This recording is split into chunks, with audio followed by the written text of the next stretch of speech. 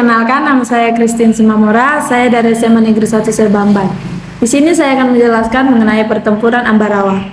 Pertempuran Ambarawa terjadi tepatnya pada tanggal 11 Desember 1945, di mana pada saat tersebut Kolonel Sudirman mengadakan rapat dengan para komandan sektor TKR serta Laskar.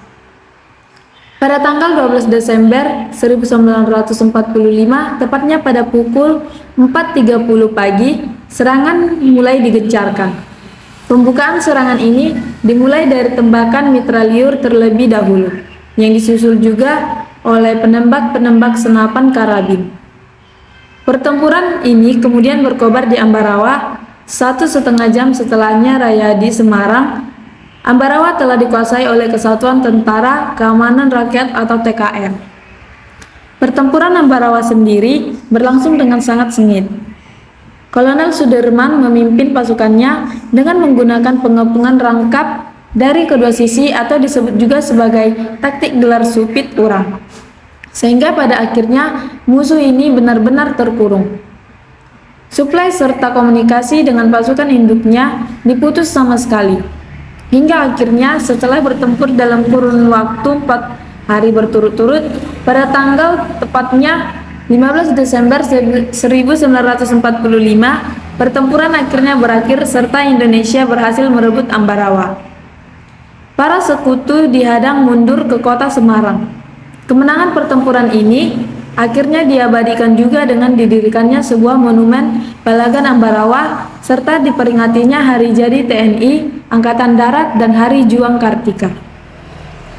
Pada tanggal 20 Oktober 1945, tentara sekutu yang berada di bawah pimpinan Brigadir Betel mendarat di Semarang dengan tujuan mengurus para tawanan perang dan tentara Jepang yang berada di Jawa Tengah. Kedatangan sekutu ini sendiri diboncengi oleh NICA. Kedatangan yang pada mulanya disambut baik oleh Gubernur Jawa Tengah, Mr. Wongsonegoro, yang menyepakati akan menyediakan bahan makanan serta berbagai keperluan lain demi kelancaran tugas sekutu. Semenyata sekutu berjanji tak akan mengganggu kedaulatan Republik Indonesia.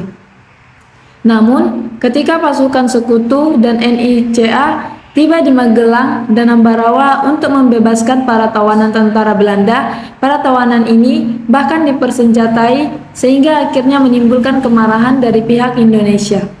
Insiden bersenjata akhirnya dimulai di kota Magelang, hingga akhirnya terjadi pertempuran. Di Magelang, tepatnya, tentara sekutu mulai bertindak sebagai penguasa yang mencoba melucuti tentara keamanan rakyat dan menciptakan kekacauan. TKR atau Tentara Keamanan Rakyat dari Resimen 1 kedua pimpinan Letkol M. Sarbini juga membalas tindakan tersebut dengan cara mengepung tentara sekutu dari berbagai penjuru.